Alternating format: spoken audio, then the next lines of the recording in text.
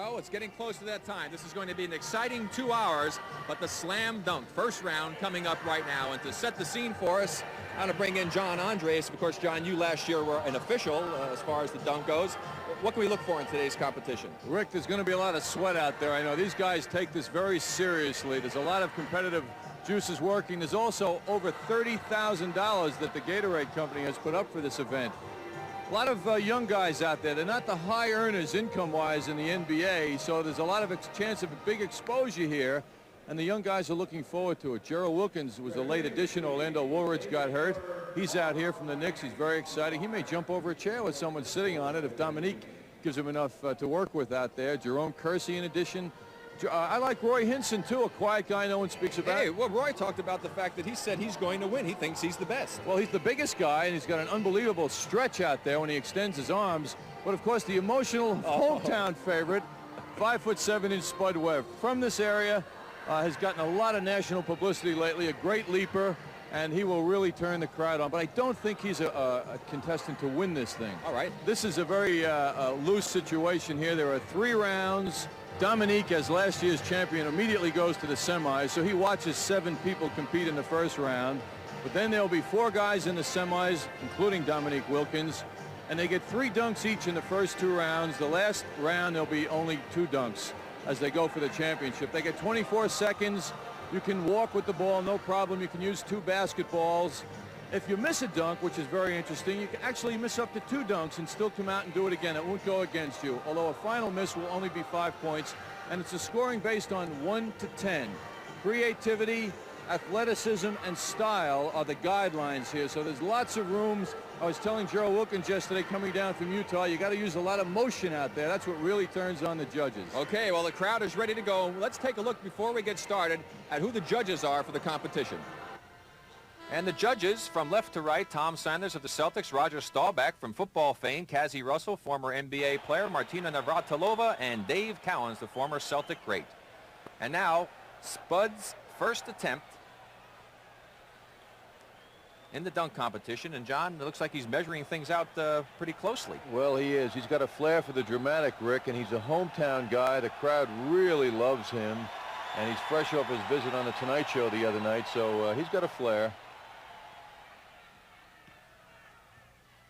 Oh! John, that ball looked like it hit Spud and came out. That's what he's saying. It hit him in the head, I think, and bounced back out of the basket. It looked like he didn't make the shot, though. Let's take a look at the replay. Here it is. Oh, definitely hit him right on the forehead. No bounced question right about out. it. Look how high up he is. 5'7". The littlest man in the competition, and his score, 46 points. So Spud Webb gets things off to a flying start. His teammate Dominique Wilkins, defending champion, congratulating him. A little extra respect there, I think, from that glance of Dominique. Now, Terrence Stansbury. First round, his first attempt, he had 34. Oh! That's the Statue of Liberty. Statue of Liberty, 360, and that's what turned him on in Indiana last year when he finished 3rd in the slam dunk. Stansbury had a little difficulty first round. Missed his first 2 attempts, came back, and there it is in slow motion, the 360 Statue of Liberty. I thought he might save that, but he went to it right away. Right, of course, he came in 3rd last year in that competition, and Indiana had his big cheering section with him, his coaching staff. Yeah, he has a staff of advisors here. Now the second dunk of Roy Hinson. The first round had a 35. Basic slam off the right wrist there. Roy at 6'9.5" is the tallest competitor this year. John, he's more like a power dunker. Doesn't seem like he really gets a tremendous amount of creativity in his dunks. Let's take another look at it. Little cuff job. Yeah, that's real nice when there's 9 other men on the court, but for this contest it's a little basic. There's not much flair there from Roy. Well, he said that he thought he could win because he was the best. He certainly gets great elevation, but he doesn't have a lot of charisma when he goes up. I mean, I'd like to have his bad dunks. Well, here's the guy who's shaking up the New York Knicks lineup, Gerald Wilkins. He's in for Orlando Woolridge, who couldn't make it this year because he hurt his hand. Well, he shook him up with a 44 in his first attempt. Here goes for the second try. Over the chair. Oh! Right. He talked about that the other day. He wanted to do something special, and that was it. He put that chair about 4 feet out in front of the basket. Well, he didn't put it there. Trent Tucker put it there. His teammate. Yeah, his teammate. Another look. Over the chair. Isn't that incredible? And I'll tell you, Rick, he is no taller than 6'5". Well, the smaller guys, it seems that it creates some sort of an illusion that they're doing more. The big guys, it doesn't seem like they have to take quite as much effort to do it. So the little guys have a little advantage in that respect. Well, now, Terry Tyler. Terry Tyler is the oldest competitor here at 29 years old. Now a member of the Sacramento Kings. Let's see what he brings. Oh, your basic stuff, John. Your basic stuff. Yeah, he's starting out easily. A lot of guys figure they want to start out and save their best stuff for later. Unfortunately, though, if the first stuff isn't good enough, he won't get to the second round. Another look, Terry Tyler. He really said that he did his best jumping when he was back in college. He had a 45-inch vertical leap, and it looks like he's lost a little bit of that, John. Terry looks like he's tired a little bit now. 36, so not a very good score for Terry Tyler. Now the third try of Jerome Kersey. Whoa, off the backboard, one-handed slam. Jerome had 39 and 43 in his two previous attempts, and this player plays with reckless abandon, and he dunks exactly the same way. Here he goes off the glass. Look at his head almost up the rim level. Michael Thompson, his teammate in his rookie year, called him Jerome Crazy. His third attempt, a 47. So an outstanding effort on the part of Jerome Kersey. Well, he had a lot of creativity on that one, and certainly a lot of athleticism. Now Paul Pressey, his third attempt. He had 44 and 35. Oh, again, just more or less kind of your basic cuff dunk, and not a lot of creativity there, John. Paul Pressey just finished that stuff. Not too high in the air. I mean, Paul works out of the backcourt as a point forward for Don Nelson. Take another look at it. A basic dunk. Another one of those much more effective when there are 9 other guys on the court. Well, yes, John, he started off with a 44, 35, and now a final 37. And previous attempts for Spud Webb on his final try. Double clutch two-hander. He just got some advice from Calvin Murphy before he did that one. And the fans holding up their tens. The local favorite, Spud Webb. And this floor, John, is a new floor just for this weekend. And the fellow who put it down was telling me that it has a lot of spring in it. And Spud Webb showing you that indeed it does have spring, but he has got springs in his legs. Let's take another look at that move. There's the two-hand plant, two-footed plant, the double clutch, and he takes it home. Not only does he get up there, but he hangs, Rick. You know, I'm picking up some anticipation here of a 50. 47 for Spud Webb on his third and final attempt here in the first round. And there's some boos. The crowd thought that was a 50. Now here's Terrence Stansbury. We've got a dunk off. He is tied with Jerome Kersey. And he catches his own pass, double clutches it home. Now that's the move that he missed in his first attempt earlier when he missed 2 times consecutively and had to go conservatively. What a special move. And on the dunk off, Kersey tries to go for the 2-ball dunk, comes up a little bit short on the second one, and that means Terrence Stansbury wins the first round dunk off, and he will move into the semifinals. So here are the standings after the first round, and you'll be seeing the semifinals, which is coming up next. A quick reminder of what happened in the first round. The semifinalists, Dominique Wilkins on a bye, Spud Webb, the sentimental favorite here, the local boy, Gerald Wilkins, and Terrence Stansbury, who made it in the dunk off, and those eliminated Paul Pressey, Hinson, and Terry Tyler, along with Jerome Kersey. So Spud Webb getting ready for his first dunk here in the second round. Oh, my goodness. John, this young man has been so impressive, and a crowd with a standing ovation. You see the 10 flashing. That is out of sight. You know the one thing, John, the creativity of Webb. Absolutely, Rick. Look at this. It looks like he's taking a shot. Now the timing that ball should bounce just right. He meets it at the height and does a reverse. A 50 for Spud Webb, and a deserved mark for sure. And that puts the heat on the defending champion, who is up next, Dominique Wilkins. The first of the brother acts. Gerald Wilkins filling in for Orlando Woolridge today. Made it to the semis. So this is Dominique, the reigning champion. Take that, little guy. Now you see the difference between Dominique, John, and a player like a Tyler or a Hinson is they're power dunkers as well. That was a power move, but the creativity. I mean, he's like a piece of artwork in the air. He's something special. Two-handed power hook slam. Little windmill action coming up. That was the kind when you run to the basket playing, John, you say, see you later, Dominique, and clear out. A 46 for Dominique Wilkins, so he's trailing Spud Webb. The crowd wants Spud Webb, but they also want Dominique. Rick, I think the crowd is confused. They don't know what they want. Well, one thing for sure, as his brother Gerald Wilkins gets ready for his first dunk, is that we'll have 2 players going, and the scores don't really count. stayed with it. Nice dunk, but a tough act to follow after. Well, Spud Webb kind of set the scene, I would say. He created some pressure. There we go, a little slow motion. Not quite the style of and the flair of his older brother. That's one you want when you know you're ahead and you have to put something up that's pretty good. 37 for Gerald. And Terrence Stansbury, of course, you mentioned the surprise of last year's competition on his home floor in Indianapolis. You can see that he's still, of course, you know, carrying that entourage along with him. Boy, he gets up, doesn't he? Puts it off the backboard and then meets it at the top of the leaf there. Again, showing the great versatility and the timing of these terrific athletes. The concentration and the perfect timing. Look at him hang there. Terrence Stansbury at 6'5", and look, his head is almost up at the rim. Well, you saw his head was up near the bottom of the backboard. Now, when Julius Erving hit his head on the basket up in Denver, they started thinking about changing the backboard. And so this year, that backboard is 6 inches shorter underneath, just for what the reason we just showed you. Had it been 6 inches lower that time, Stansbury would have hit his head on the bottom of the backboard. So for safety factors, the NBA has instilled that shorter backboard, and it's working. I never had that problem. You were two-handed stuffer, weren't you? No, I never had that problem, John, believe me. Spud has a flair for the dramatic, as you can see. He measures the floor, and you know his confidence is really building now, and he feels he can take time. Very conservative. It's conservative, but it still wins people, and probably the judges, because you're just reminded over and over again that the guy is 5'7". When you look and you see the bottom of his feet and how far they are off the ground, it is impressive. Now I wonder, as this thing moves along, if he will show fatigue. Well, let's watch again. Spud Webb on a rather conservative dunk, but look how far out he took off. That's the one element that should be taken into consideration in the scoring. He still gets 42 points. Well, he's going to blow away the argument that a lot of people have when they say they're too small to play basketball, isn't he? And here's our defending champion.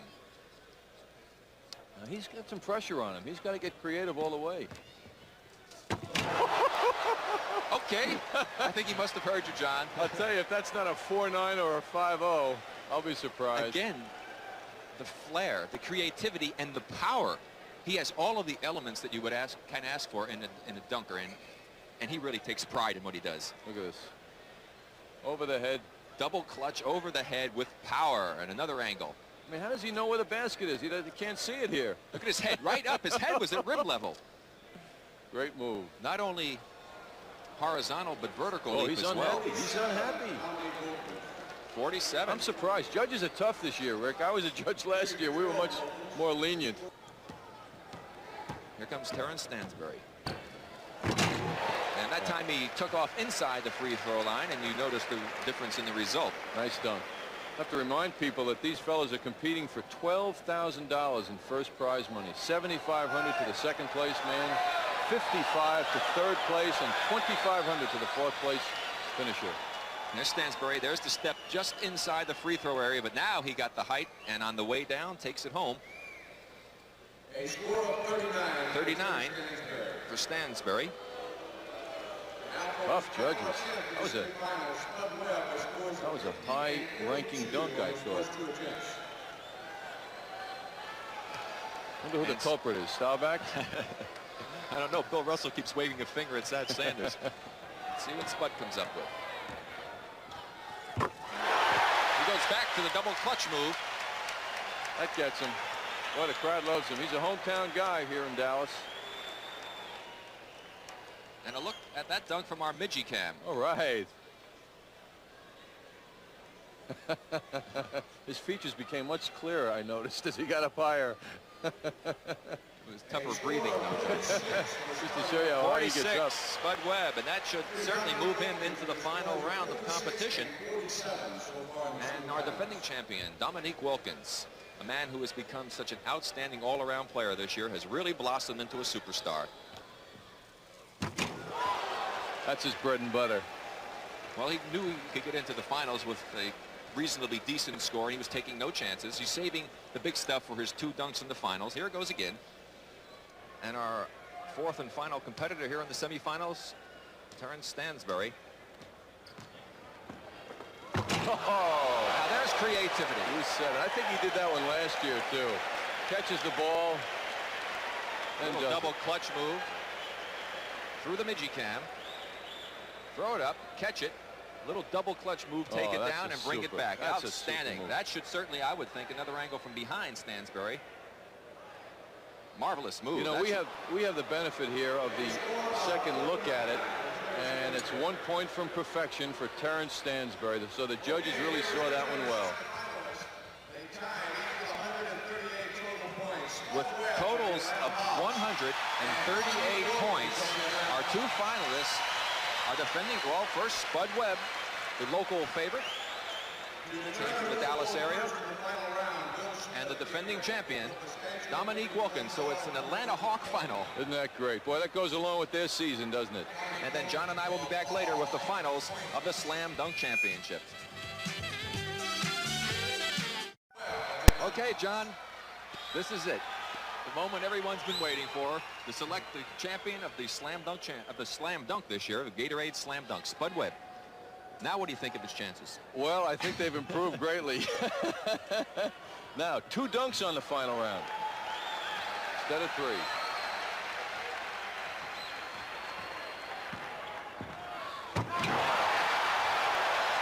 Without being able to palm the ball. Out of sight.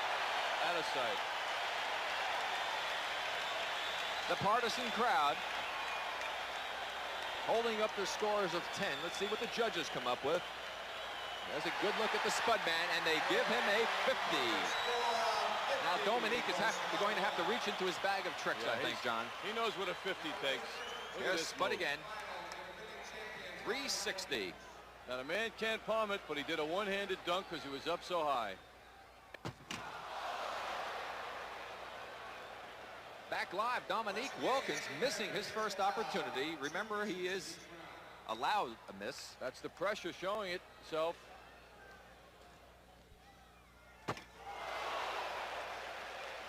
Now, that was a 360 move that was rather impressive also. Heck of a dunk. But, you know, the crowd has to influence the judging. I just feel that. I mean, that's a great one. And that's a 50 in many situations. Well, let's see what the judges come up with. Let's see if they take into account that he did miss the first time. Oh, they didn't, John. Right. Well, you hit that one right on the head, John. You see, the judges weren't affected by the lack of crowd response to Dominique. Let's see if Spud goes for the fake shot, the long throw that he did in the second round. Final dunk now.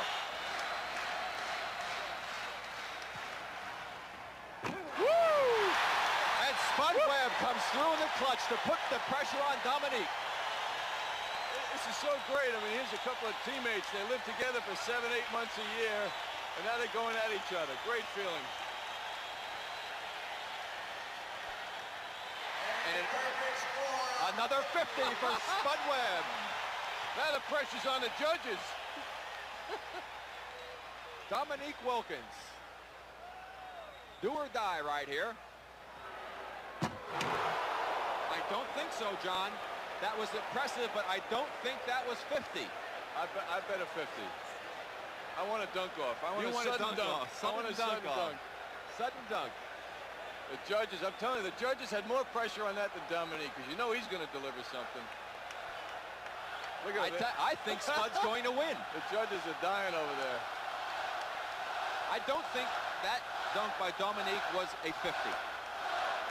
Let's see what happens as the crowd chants Spud. It's like the Olympics. Oh, how people love the underdog. 49, 48, our new Slam Dunk champion with an incredible upset, Spud Webb. You picked Dominique. I didn't think this guy had a chance. Shows you how much we know. What a surprise. Boy, that was thrilling. $12,000 in prize money goes to Spud Webb, who you can see how pleased he was. Seems to have a lot of emotion. What a terrific performance. Let's take a look at, from the midgie cam, the second dunk of Spud Webb. Off the glass on the bounce. Marvelous timing. Perfection. 250s for the little man. 5'7" tall. Well, he and, of course, Manu Bol have created so much excitement around the NBA. It's really terrific to see that happen. And what that does, it gives so much hope to all the little men who play the game of basketball throughout the country. For $12,500. The major upset of the weekend here. This will have severe implications on his career and his endorsement powers, I would think, huh? We'll be back with an interview with our winner, Spud Webb, in just a moment. Attending All-Star Saturday, and we look forward